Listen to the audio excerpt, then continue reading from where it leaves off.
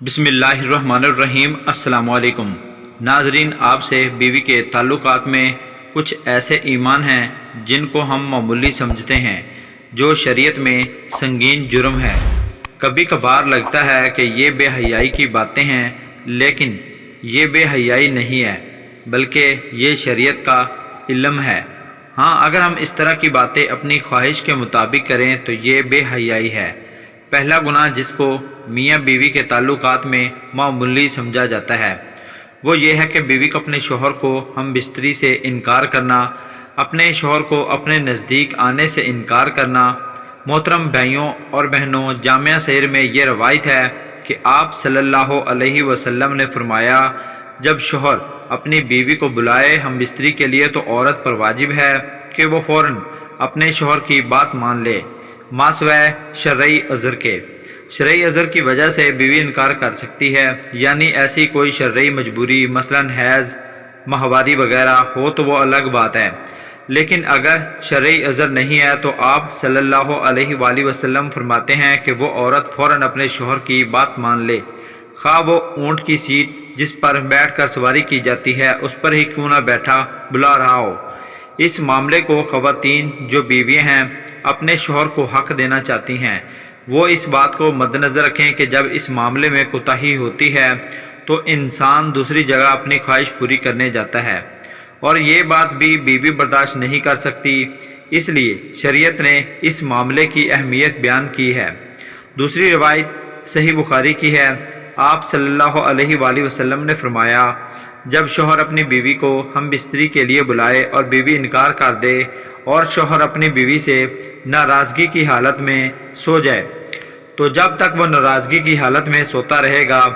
فرشتہ بیوی پر لعنت بھیجتا رہے گا۔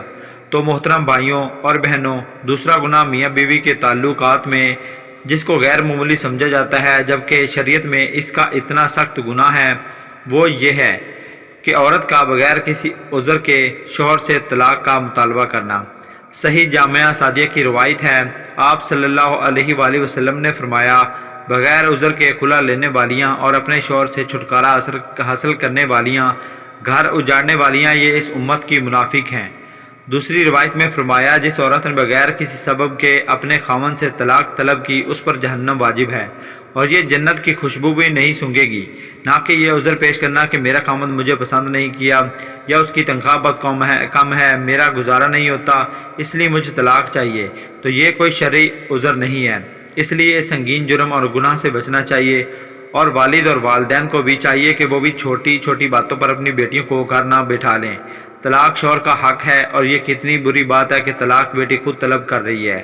تیسرا گناہ جو میاں بیوی کے تعلقات میں عام طور پر ہوتا ہے، اس کو معمولی سمجھا جاتا ہے، وہ یہ ہے کہ حیض کی حالت میں اپنی بیوی سے ہم بستری کرنا، یہ ایسی جگہ سے کرنا جو غیب کی ترتیب ہے۔ آپ صلی اللہ علیہ وآلہ وسلم نے فرمایا، جامعہ ترمذی کی یہ روایت ہے کہ جس شخص نے حیض والی عورت سے ہم بستری کی یا عورت کے پیچھے جمع کیا تو وہ شریعت کا منکر ہے، اس کے لیے شریعت کا انکار کیا۔ جس نے یہ عمل کیا اس کے لیے شریعت نے کفارے کا حکم دیا ہے، اور یہ بہت سنگین جرم ہے، لیکن اس کو لوگ سمجھ ہی نہیں پا رہے، اور اس بات کو کوئی سیریس لینے کو تیار ہی نہیں کہ نکاح سے پہلے اس کے آداب اور ازدواجی زندگی کے متعلق سیکھا جائے۔ دنیا جہاں ہمیں ہر چیز کی ٹریننگ ہوتی ہے وہ ہم لوگ بڑے فخر سے کرتے ہیں، جناب ہم بستری کے بعد سونے سے قبل وضو یا غسل لازمی ہے، لیکن جب بات شریعت سیکھنے کی ہے تو وہ کیا ہے؟ ہمیں شرم آ رہی ہے، دنیا کی بے حیائی میں شرم نہیں آتی، لیکن شریعت سیکھتے ہوئے یا شریعت کی بات کرتے ہوئے ہمیں شرم آتی ہے۔ چوتھا گناہ میاں بیوی کے تعلقات میں جس کو معمولی سمجھا جاتا ہے، وہ یہ ہے کہ کسی غیر محرم عورت کے ساتھ اکیلے میں ملاقات کرنا، کسی غیر محرم عورت سے ہاتھ ملانا، یہ بہت سخت گناہ ہے۔ نبی کریم صلی اللہ علیہ وآلہ وسلم نے فرمایا، جامعہ ترمذی کی روایت میں ہے،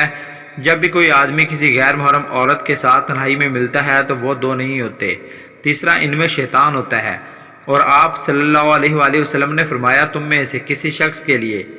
کیل لے کر اپنے سر میں ٹھوک لینا زیادہ بہتر ہے، بجائے اس کے کہ وہ کسی غیر محرم عورت کو چھوئے، اور ہمارے ہاں یہ المیہ ہے کہ چھونا تو ایک معمولی بات ہے، یہاں تو پورا ہاتھ ملایا جاتا ہے۔ ایک بار ایک خاتون جس کو شریعت کا علم نہیں تھا، وہ مدینہ آپ صلی اللہ علیہ وآلہ وسلم سے بیعت لینے آئیں،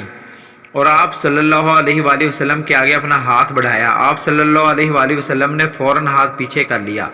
اور فرمایا محمد صلی اللہ علیہ وآلہ وسلم کسی عورت کے ننگے ہاتھ کو دیکھنا بھی پسند نہیں کرتے۔ آپ صلی اللہ علیہ وآلہ وسلم نے اپنا چہرہ مبارک پھیر لیا۔